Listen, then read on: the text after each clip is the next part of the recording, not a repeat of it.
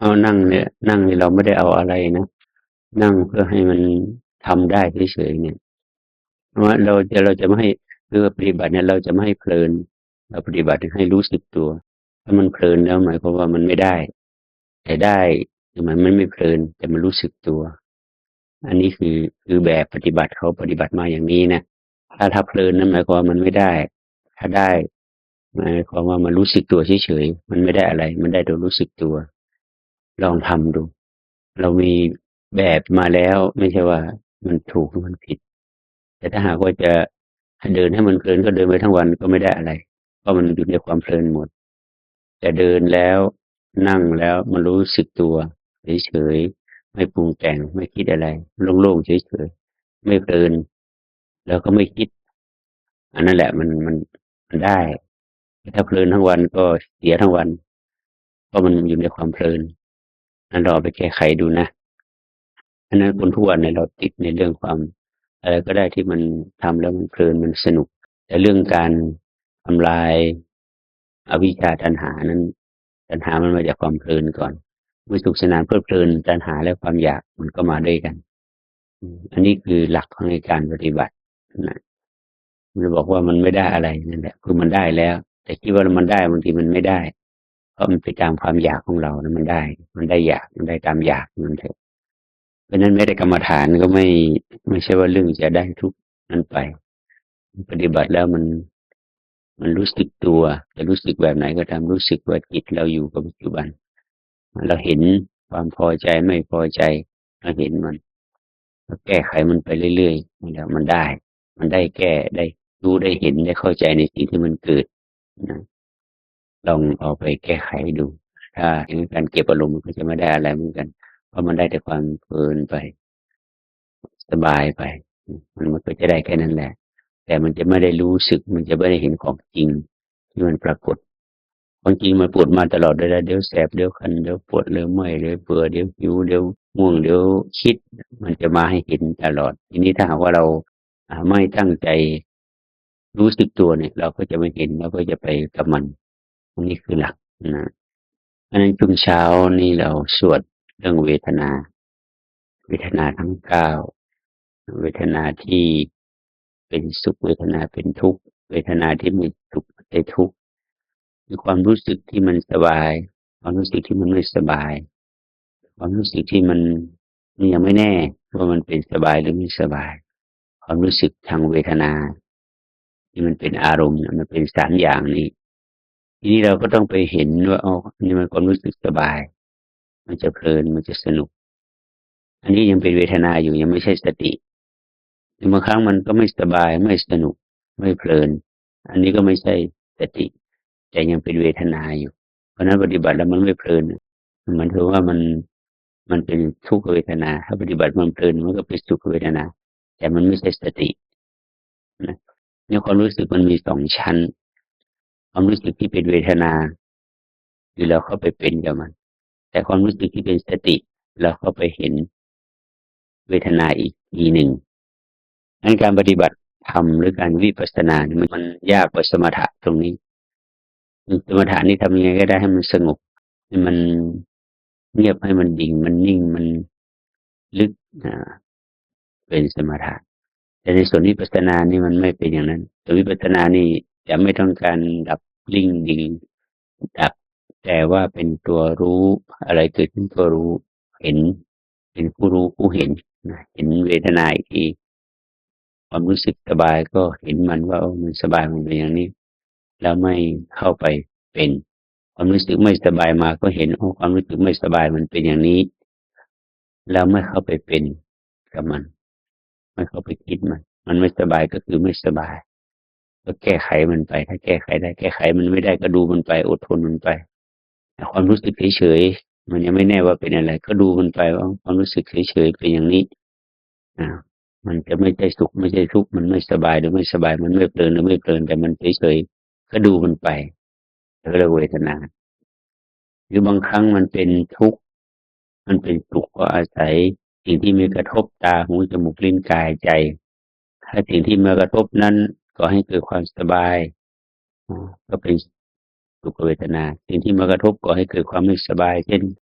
มดกัดแมลงเจาะมดไต่ไรตอมมันหงุดหงิดรำคาญรู้สึกไม่สบายก็เพราะมี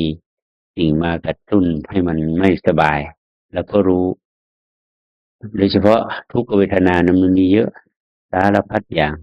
เดี๋ยวร้อนเดี๋ยวหนาวเดี๋ยวแมงเกาะเดี๋ยวแมงกัดเดี๋ยวแสบเดี๋ยวคันเดี๋ยวปวดเดี๋ยวเมื่อยเดี๋ยวมันสลับกันอยู่อย่างนั้นตลอดโดยเฉพาะเราอยู่ในป่าในเขาเนี่ยเวทนาต่างๆคนทุกวันนี้แสวงหาแต่สุขเวทนาเพราะว่านั่นแหละคือความสุขของเขาแต่มันไม่ใช่ความรู้สึกอะไรที่มันไม่สบายที่มากระทบตาหูจมูกลิ้นกายใจมันก็คือทุกขเวทนาแต่เราก็หนีมันก็หนีแล้วก็กลัวต่อทุกขเวทนาตอนไหนที่รู้สึกว่าสบายไม่มีอะไรมารบกวนเราก็รู้สึกว่ามันมีสุขแต่มันก็ยังเป็นเวทนามันไม่ใช่สติแต่ทีนี้ว่าเวลาเราปฏิบัติเนี่ยเราต้องทำจิตให้เป็นกลางสุขมาทุกข์มาสบายไม่สบายมาก็ดูมัน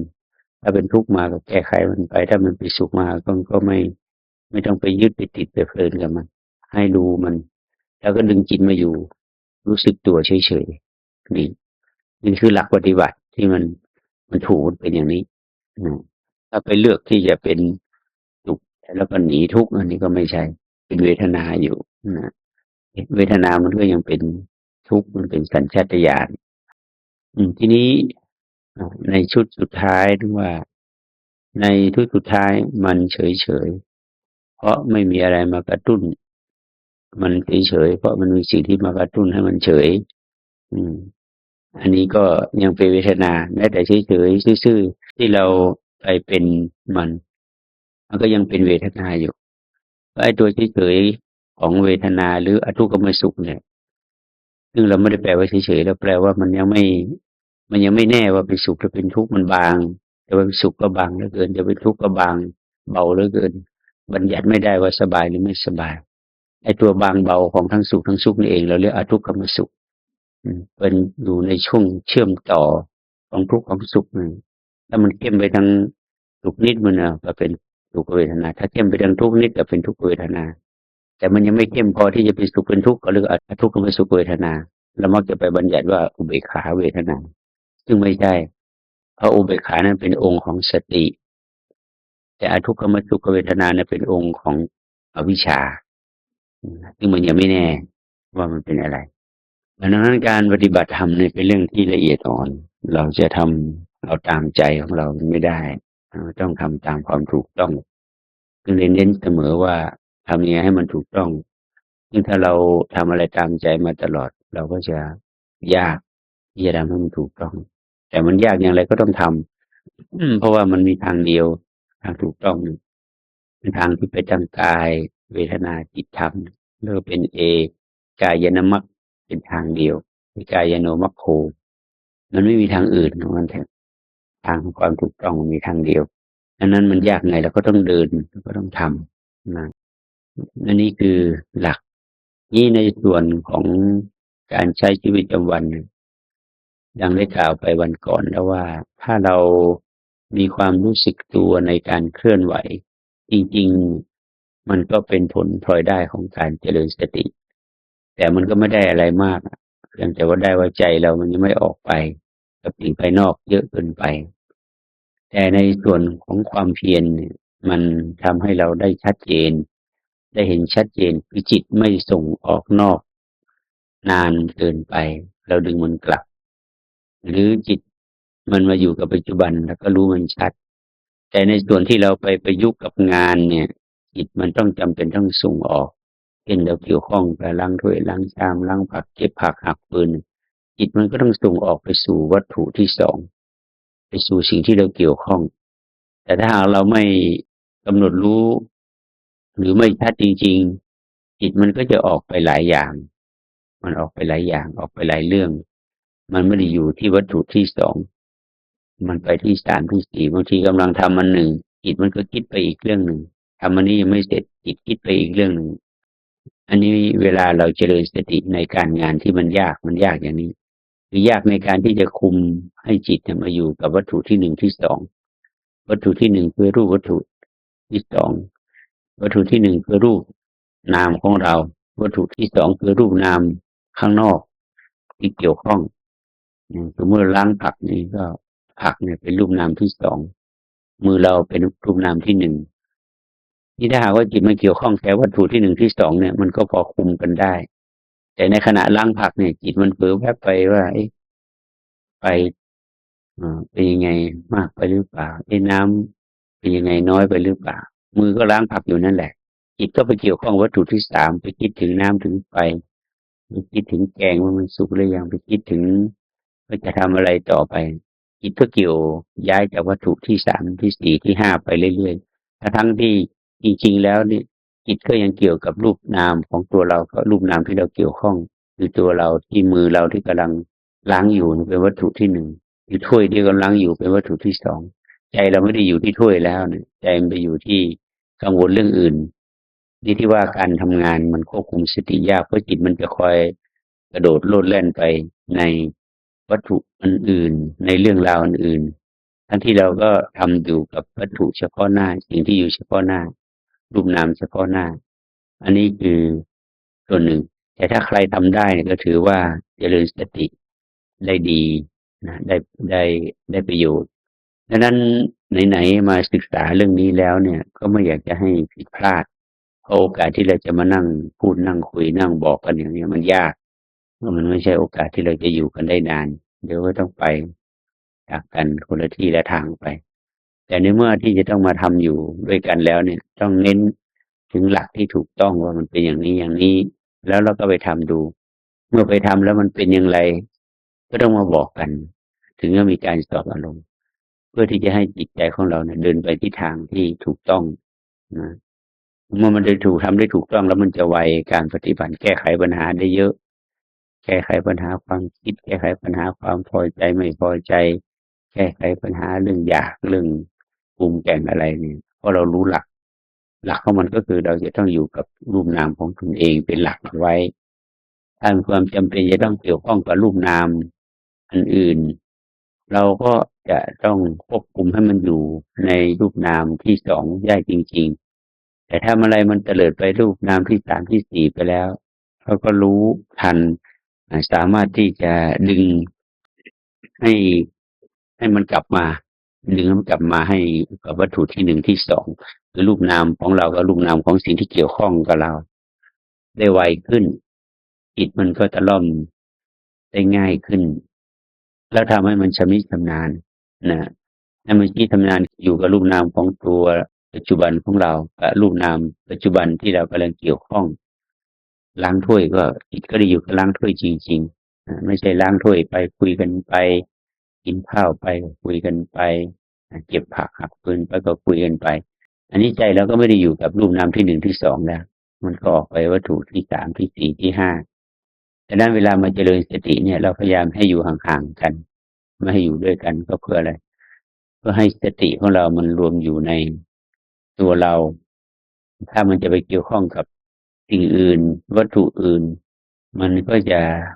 ควบคุมได้ง่ายควบคุมตัวเองได้ง่ายไม่ถูกชวนเตลิดเปิดเปิงไปสู่วัตถุหรืออารมณ์ที่สี่ที่ห้าที่หกซึ่งมันทำให้กระแสของจิตที่กระแสของสติที่อยู่ปัจจุบันเนี่ยมันถูกดึงดูดออกไปเจือจางออกไปมากขึ้นนะเพราะฉะนั้นการเรียนรู้ถึงความถูกต้องของการเจริญสติปัฏฐานสี่จึงเป็นเรื่องจำเป็นซึ่งปัจจุบันเนี่ยเราไม่ค่อยพูดหรือไม่ค่อยเน้นกันมากนักเพราะว่าปัจจุบันในเรื่องราวมันเยอะไงเรื่องของคนนั้นเรื่องของคนนี้เยอะแยะไปหมดถ้าเราเผลอนิดเดียวมันก็ฉลับออกไปถ้าเป็นเส้นทางก็เหมือนเป็นเส้นทางที่มันเล็กๆหรือก็จะลงข้างทางอยู่เรื่อยเป็นเส้นทางที่มันไม่ค่อยกว้างถ้าเป็นการขับรถก็ขับอย่างระมัดระวังขอบทางข้างทางมันเป็นไหลทางใกล้เคียงกันถ้าเผลอก็ลงทางไปเลยเหมือนกันสติหรือจิตของเราในบนเส้นทางของอารมณ์ปัจจุบันเป็นเส้นทางเล็กๆเผลอแล้วมันจะลงข้างซ้ายข้างขวาข้างอดีตอนาคตอยู่เรื่อยเราจึงมาเส้นทางปัจจุบันเป็นเส้นทางเล็กมากในการปฏิบัติท่านจึงต้องขยายฐานนั้นเนี่ยเรียกสติปัฏฐานขยายให้มันกว้างขยายฐานสติให้มันกว้างขยายฐานเวทนาให้มันได้ถึงสี่เลน แต่วิ่งอยู่เลนเดียวนี่มันไม่ไหวเลนกายเลนเวทนาเนี่ยด้านหนึ่งเลนจิตเลนธรรมก็อีกด้านหนึ่งปัจจุบันนี้เขาแบ่งเป็นสี่เลนรถมันก็วิ่งได้สะดวกวิ่งได้เต็มที่ไม่ติดในสติปัฏฐานก็เหมือนถนนสี่เลนนะถ้าหากว่าเรากำหนดได้ดีกายเวทนาเลนซ้ายจิตและธรรมมาเลนขวาต่างคนต่างวิ่งในเลนของตัวเองมันก็สะดวกแต่ที่ส่วนใหญ่แล้วก็ดูแต่กายวิ่งอยู่เลนเดียวหรือถ้าหากว่ามีเวทนาความพอใจความเพลิดเพลินก็ไปติดกับความเพลิดเพลินไปวิ่งอยู่เลนเวทนาเลนเดียวอีกเลนเล็กๆเวลาไปคิดปรุงแต่งขึ้นมาก็ไปอยู่ในความคิดไปอยู่ในความคิดแต่เลนเดียวก็ตกจากเลนอื่นอีกชนกับเลนอื่นหรือไปติดกับอารมณ์สบายไม่สบายไปติดอารมณ์สุขทุกข์ดีชั่วก็ไปอยู่ในความดีความชั่วของความคิดที่ดีที่ชั่วจมไปเลยก็อยู่เลนใดเลนหนึ่งมันไม่ได้วิ่งสี่เลนถ้าเมื่อไรวิ่งของเลนกายเวทนาก็วิ่งในรูปเลนจิตเลนธรรมก็วิ่งในนามมันก็สะดวกในการที่จะวิ่งไหลทางก็กว้างวิ่งสบายแต่ทุกวันนี้เราบางคนก็วิ่งได้สองเลนบางคนก็วิ่งเลนเดียวบางคนก็กำหนดกายได้ชัดเวทนาก็ชัดเมื่อกายชัดเวทนาชัดจิตและอารมณ์ก็ดูง่ายแต่ถ้าดูกายดูเวทนาไม่ชัดความคิดก็แอบเข้ามาอารมณ์ก็แอบเข้ามาเนี่ยเพราะฉะนั้นในสติปัฏฐานสี่เนี่ยท่านบอกว่าเอกายโนมัคโคเป็นทางเดียวเป็นทางเอกแต่มันมีสี่เลนจากนี้ไปอำเภอเนี่ยเป็นสองเลนจากอำเภอไปจังหวัดอาจจะเป็นสี่เลนอย่างเงี้ยจากจังหวัดไปสู่จังหวัดก็เป็นสี่เลนก็สบายการปฏิบัติของเราก็เหมือนกันถ้าสมมติเขาสู่วิปัสสนาแล้วก็มันวิ่งทางสี่เลนแล้วแต่ถ้าเราเป็นสมถะอยู่ก็วิ่งเลนเดียวเพราะว่าสติยังไม่แข็งเพราะนั้นเองในตัวรูปธรรมนามธรรมเนี่ยมันเปรียบเทียบกันได้เพราะมันเห็นนะมันเห็นระหว่างรูปนามระหว่างสภาวะกับความเป็นจริงเนี่ยมันก็ไม่ได้ซับซ้อนอะไรมากแต่การที่ไม่เข้าใจความจริงมันซับซ้อนแล้วทำให้เราลังเลสงสัยว่าจะใช่หรือไม่ใช่ถูกหรือไม่ถูกก็ทำให้เราวุ่นวายอยู่ในบางครั้งแต่ถ้าเข้าใจรูปนามชัดๆแล้วนี่มันก็สบายเอาแต่ความรู้สึกตัวอย่างเดียวใครจะว่าอย่างไรก็รู้สึกให้ชัดๆเอาไว้เสมอนะเมื่อรู้สึกชัดๆแล้วนี่ความง่วงมาก็เห็นความขี้เกียจมาก็เห็นความคิดปรุงแต่งมาก็เห็นความลังเลสงสัยมาก็เห็นความพอใจไม่พอใจมาก็เห็นเนาะแต่ถ้าเราไม่ชัดมันเข้าไปเป็นหมดกูพอใจกูไม่พอใจกูติดอารมณ์กูชอบกูไม่ชอบกูเพลินกูไม่เพลินกูด่าอารมณ์มันเป็นกูหมดมันไม่ได้เป็นสติอันนี้ที่คนปฏิบัติทั่วไปมันช้ามันเนิ่นช้ามันช้าตรงนี้เองนะจิตที่มันจะเป็นกลางมันอยู่ได้ไม่นานนะมันตกไปขอบของอดีตอนาคตตกไปขอบของเราของเขาหมดมันไม่ได้อยู่ในความเป็นกลางไม่ได้อยู่ในอุเบกขาก็ทำให้การปฏิบัติเนิ่นช้านะนั่นก็ในช่วงเช้านี้เราให้อารมณ์กันเท่านี้เอาไปพิจารณาให้ดีเพราะว่าเราต้องปฏิบัติทั้งวันโดยเฉพาะกลางวันนี้เราก็ไม่ได้ไปตามสอบอารมณ์กันเพราะฉะนั้นในช่วงเช้าช่วงเย็นที่ให้อารมณ์ต้องจดจำให้ดีแล้วเอาไปพิจารณาใช้ดูว่ามันถูกหรือไม่ถูกอย่างไรถ้ามันเอาไปทำได้ถูกเราก็สบายโปร่งแต่ไม่ความโปร่งโล่งนี่ไม่ใช่ความเพลินแต่มันรู้สึกสบายรู้สึกโปร่งโล่งไม่ปรุงไม่แต่งไม่ยึดไม่ติดแล้วก็ในช่วงไหนทำไปแล้วมันไม่สบายก็ให้รู้ว่าไม่สบายให้รู้เพราะมันยังไม่เข้าที่เข้าทางเราค่อยปรับไปเรื่อยๆให้มันต่อถ้านั่งก็ต้องนั่งนานๆนั่งเป็นชั่วโมง2 ชั่วโมงขึ้นไปเดี๋ยวปุดลุกปุดนั่งเดี๋ยวเดินเดี๋ยวนั่งเดี๋ยวเดินเดี๋ยวนั่งนี่มันก็จะไม่ได้อารมณ์เป็นเรื่องเป็นราวเพราะว่าความต่อเนื่องมันไม่มีความเชื่อมต่อระหว่างอิริยาบถต่ออิริยาบถมันไม่ชัดมันไม่พอที่จะได้สติเพราะสัญญามันคอยดึงไปเรื่อยมันยังตั้งไม่ได้มันยังเป็นฐานไม่ได้เป็นฐานบางๆถ้าเป็นทางก็เรียกว่ายังเล็กอยู่เดินลำบากนะเพราะนั้นพยายามขยายฐานให้มันกว้าง จะนั่งก็นั่งมันให้นานๆดูพอที่จะเห็นอุปสรรคอะไรชัดเจนถ้าจะเดินก็ต้องเดินให้มันนานๆพอจะเห็นอุปสรรคอะไรชัดเจนแก้ไขไปแล้วอุปสรรคในระหว่างวันก็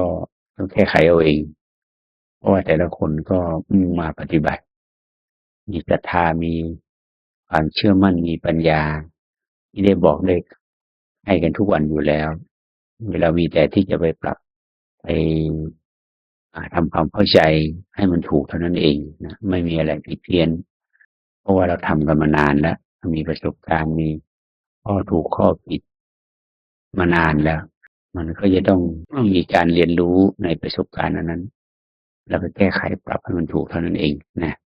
นั่นคือเช้านี้เอาไว้เท่านี้กราบพระพร้อมกัน